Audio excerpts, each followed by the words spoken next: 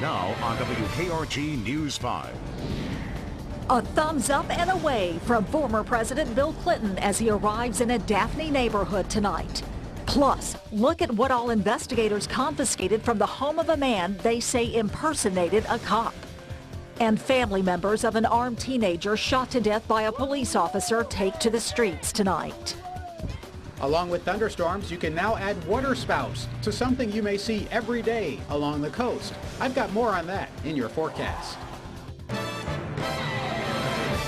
From WKRG News 5, the Gulf Coast news leader, the news starts now. Hello, and thanks for joining us. I'm Mel Showers. And I'm Roseanne Haven. First on 5, former President Bill Clinton on the Gulf Coast tonight. He came here to raise money for his wife's presidential campaign. Mr. Clinton landed at Mobile's Brookley Aeroplex and headed to the Eastern Shore for the main event. News 5's Debbie Williams joins us live from Daphne with the latest. Debbie? Roseanne, if you didn't know the former president was in town, you may have missed it because there wasn't an official motorcade, only a police escort, and it was a quick trip, but a profitable one for his wife. Never did I think I would have him twice. It's been very, very exciting. In town for 2 hours, Bill Clinton pulled in an estimated $200,000 for his wife's presidential bid. He spoke for about 45 minutes and talking about the campaign and what's happening in the world now. And of course, why we need to elect his wife, Hillary Clinton. 50 guests paid anywhere between $5,000 and $10,000 to hear the former president speak. Most of them are friends, people I know, people who have been to my house before.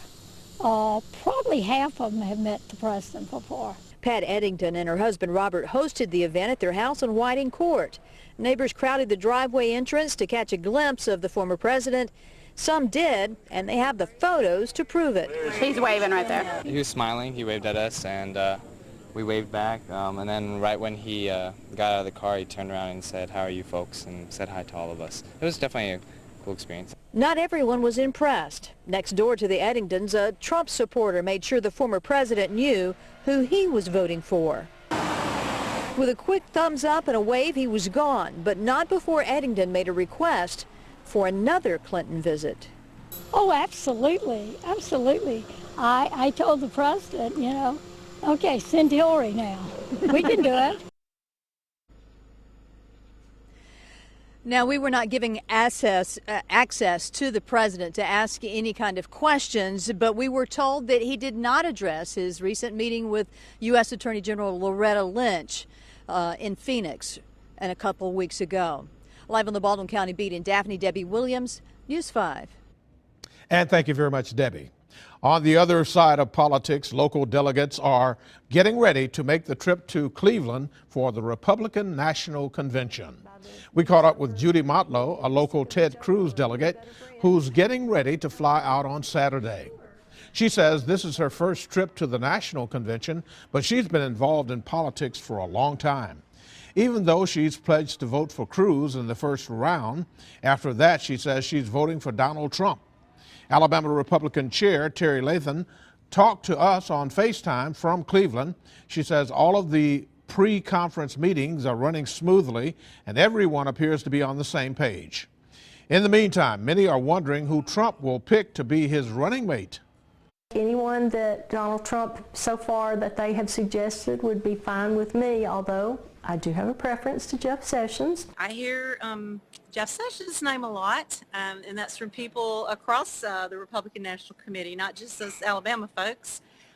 We do hear Governor Pence's name. We hear Newt Gingrich, his name as well, and basically none of us know. Well, our role... Trump is expected to announce his pick for vice president on Friday. Now, today he did meet secretly with our Senator Jeff Sessions in Indianapolis. You may remember Sessions is the first elected official to endorse Trump, and he even joined his staff. But as you heard Terry Lathan say, he does have some tough competition. Former Speaker of the House Newt Gingrich, New Jersey Governor Chris Christie, and Indiana Governor Mike Pence. We have a crime alert for you tonight. A man has been arrested for impersonating a peace officer in Mobile County. This so-called wannabe cop was fully equipped, News 5's Alan Carter was there as Douglas Roberts was taken into custody and has more about this troubling story. By all appearances, this is just an unmarked police vehicle. From the lights to the bumper, even the mounted computer inside.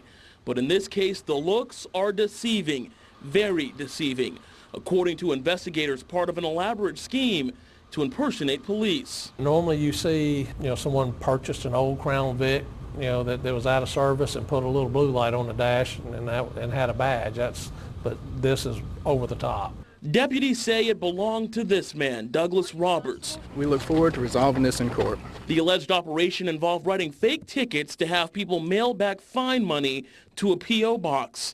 Thus far, 20 victims have been identified. We learned as of yesterday that one person actually did pay and had to borrow the money, because they were working two jobs and didn't have it. They had to borrow money to pay an illegal ticket. But what may be more surprising is what else was found in both the car and in Roberts' home. We've got an AR-15, Remington 870 shotgun, assortment of badges, handcuffs, pepper spray, extra blue lights, tons of ammunition. That raid vest right there, which is a ballistic vest, is what he was wearing when he was issuing a lot of the citations. It certainly doesn't seem to be all about the money, because the investment to pull this off, well over $50,000. I think he thinks he's a police officer. The kind of equipment like this is just not normal for a person to want to have and possess on a personal level. Roberts now faces 41 felony charges. These charges are completely false, and they should never have been brought. So what happened? That's all I've got to say. Well, I mean, all that stuff they found in your car and your house, I mean, that doesn't look very good. Everything is legal. And take a look at this. This is video we found on Roberts' Facebook page where you can see that car that was seized by authorities, but this is a previous time where it appears to be having some work done to it at a body shop. Also, another post on his page, Roberts claims to be a constable. We talked to authorities, and they say he is certainly not that. Now, Roberts remains in the jail tonight. Because this alleged scheme involved the U.S. Postal Service, he could also be facing federal charges. Reporting live in the newsroom, Alan Carter, News 5. A multi-agency drug sweep in Baldwin County netting 9 arrests today. This trailer on Newman Road in Daphne is one of the locations searched. Officers also executed warrants at 6 other locations throughout the county. Authorities say they seized trafficking amounts of cocaine as well as 5 guns. And I am so proud of every officer and every agent who goes out every day, puts a badge on, and goes out to confront crime.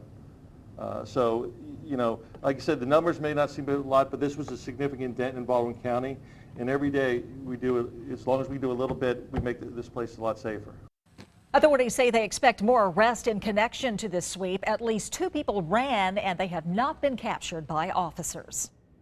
And update now on the PNC Bank robbery we first told you about on Monday. The alleged thief is now behind bars. She is 55-year-old Bessie Sharp. It happened around 3 o'clock Monday afternoon at the PNC Bank on Cottage Hill Road near Schillinger. Police say she handed a note to a teller and demanded money.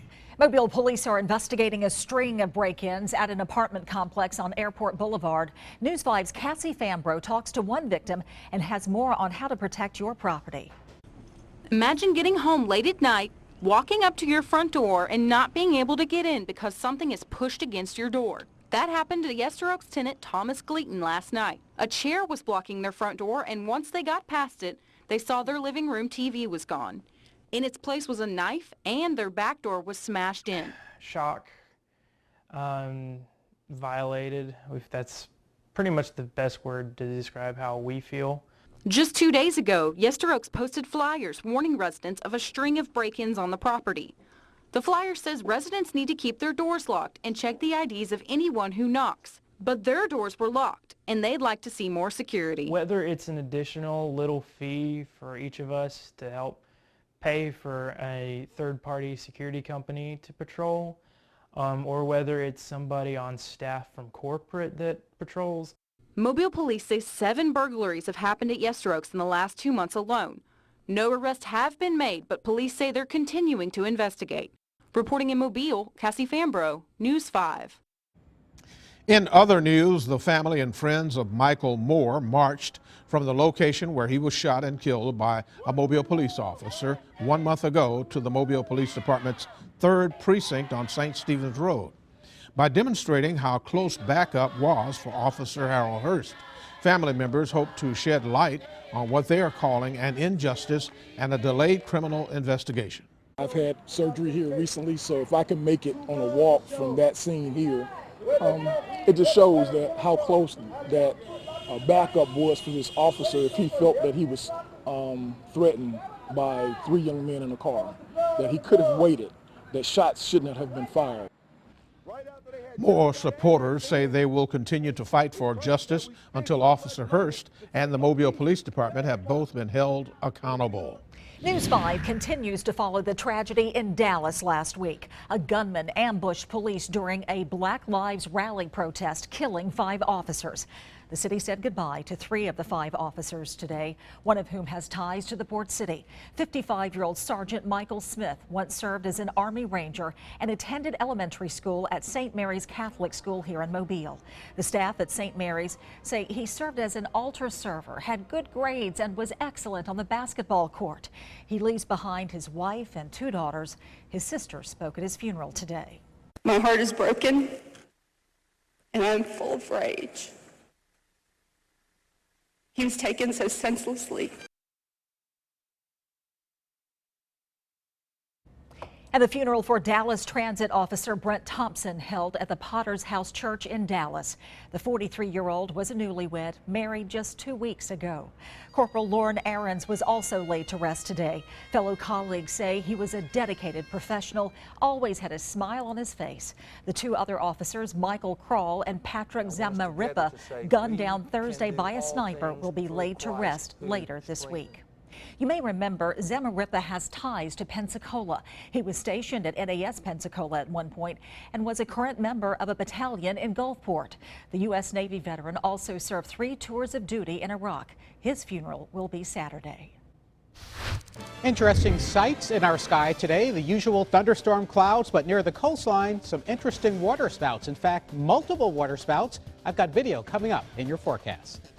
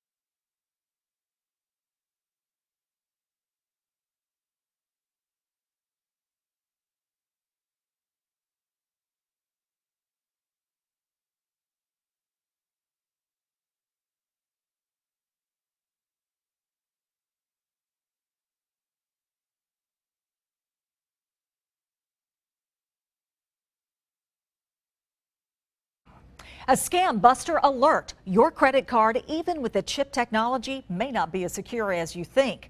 Wendy's discovered a breach in security beginning late last year. Names, card numbers, and their expiration dates have been compromised. So how did it happen? News 5's Ashley Knight has more in tonight's Scam Buster report. If you shop at small businesses, the likelihood of your credit information being stolen tends to be a little less than if you went to shop at a larger corporation. Unlike small businesses, big companies are allowed to keep your credit card information on file. That's why you see companies like Home Depot, Target, and now Wendy's being hacked. They have to maintain PCI compliance by doing annual audits and demonstrating that they have proper firewalls in place. Barrett says it was likely a large group that hacked into Wendy's database. Out of 6,500 locations, the breach affected around 1,000. Now, there is a website you can go to check the different Wendy's locations that you've been to see if your information has been compromised. And as you can see, the only one in Mobile is the one here on Airport. There were no locations in Baldwin County. Barrett says using a card isn't as safe as it used to be. You also have that same issue when you're shopping online. It asks you if you want to store your data for future use. Which is a bad idea since websites can be hacked as well. Pay with cash when you can and monitor your credit. You can't be too careful with your credit. Wendy's is offering 1 year of credit monitoring for free, but Barrett says they may not have the best monitoring service. They say to get your own if you're serious about it, which they say everyone should be. With the Scam Buster report, I'm Ashley Knight, News 5. Now, Alan Seals with First Alert Weather. Fascinating scenes on our coastline this morning. 3 waterspouts. Yes, that's just one right there. But Trisha James recorded this video, and she spent about 5 to 7 minutes watching the life cycle of several adjacent waterspouts. It was pretty close to Navarre Beach, close to Pensacola Beach. Lots of people saw this morning. Now, as you may recall, this one is from Megan. A waterspout is a distant cousin of a tornado. If it touches land, they typically fade away within seconds, and they come from ordinary showers, ordinary thunderstorms. And here's an ordinary thunderstorm inland in Turnerville in northern Mobile County. Leslie Huffmaster sent that to my Facebook page, but take the time to watch the sky, especially if you're on the water. You will see every now and then a funnel stretch down, usually not a big deal. Now, this is from Jurg Kimnade. He was near Dog River, captured some beautiful looking cumulus clouds. More of that in the days to come.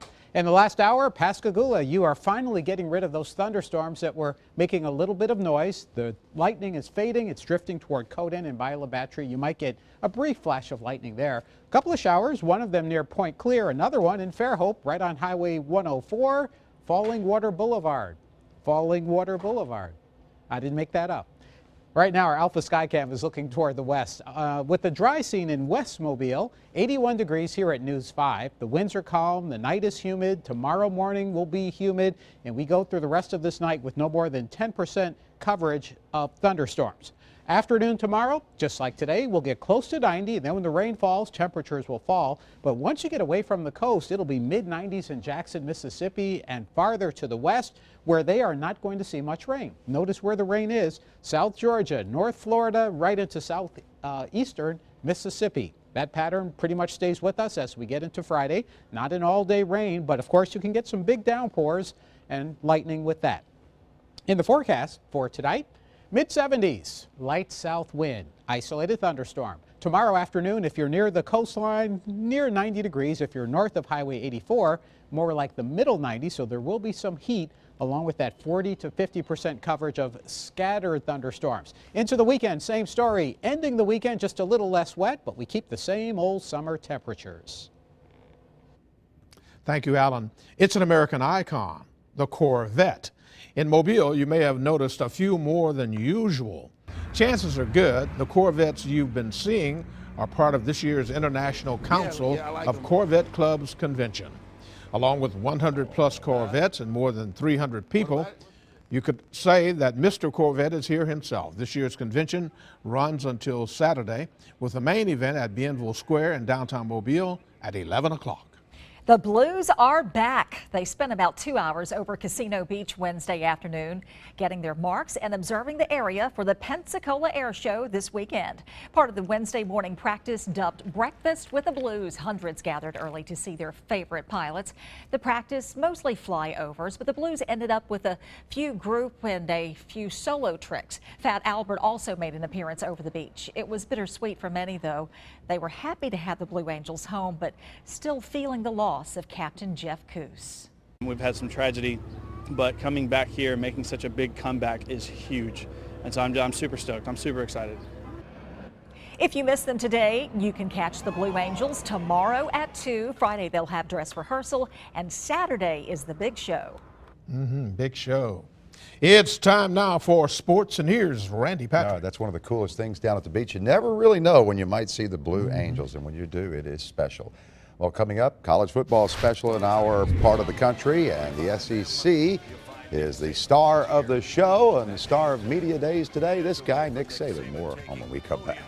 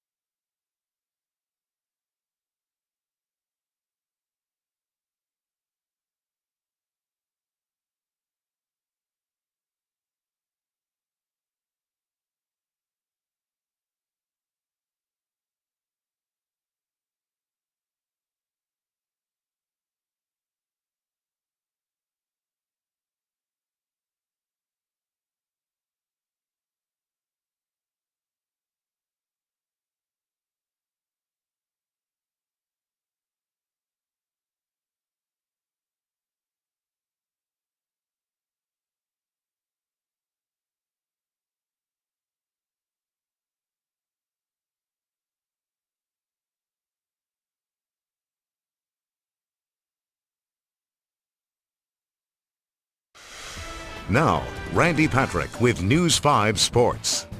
Alabama coach Nick Saban stopped traffic in Hoover this morning with a police escort to SEC Media Days. The coach held court for a couple of hours with the press, and when he talks, people listen. And he came with a message regarding two of his players who were arrested in the offseason.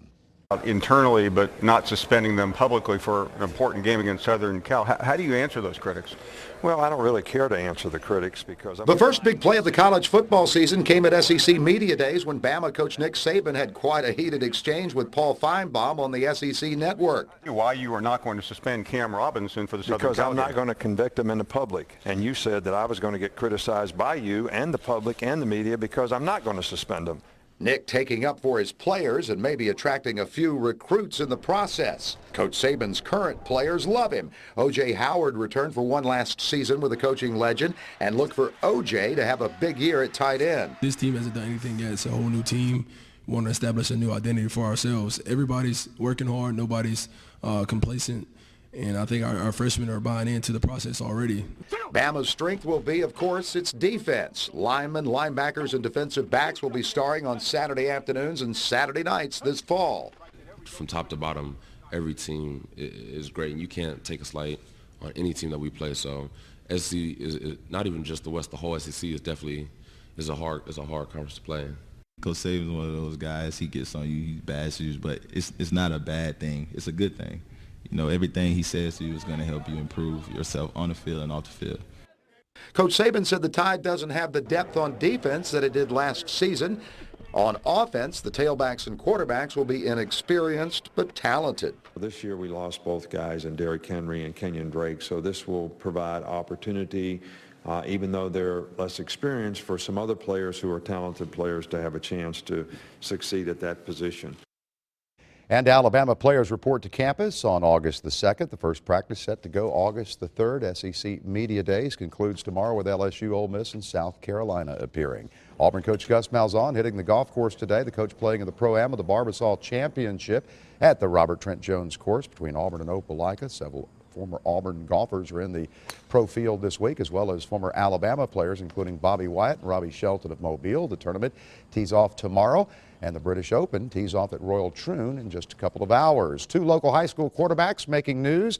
Saraland Rising Junior quarterback Jack West has announced he will sign a football scholarship with Stanford. He picked Stanford over Alabama. And UMS Wright's quarterback is going to apparently not play football this fall.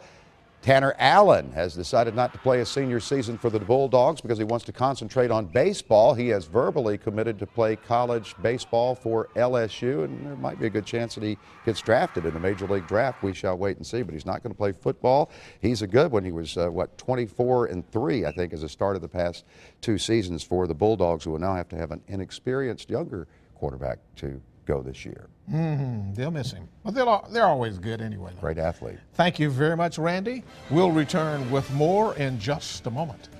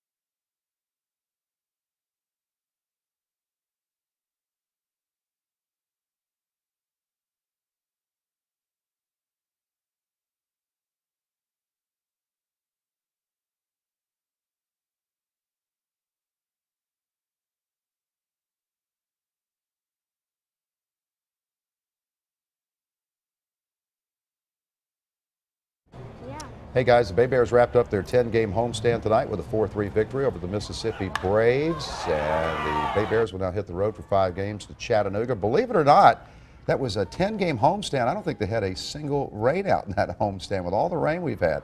Give a thumbs up and a tip of the cap to the grounds crew out at Hank Aaron Stadium. They've been on a lucky streak. In fact, the radar shows from Grand Bay to Dixon Corner, Biola Battery, some fading showers. Same thing in Barnwell. But in the days to come, we are not done. 30 to 40% coverage and a few water spouts with that. I think that little boy is doing an anti-rain dance.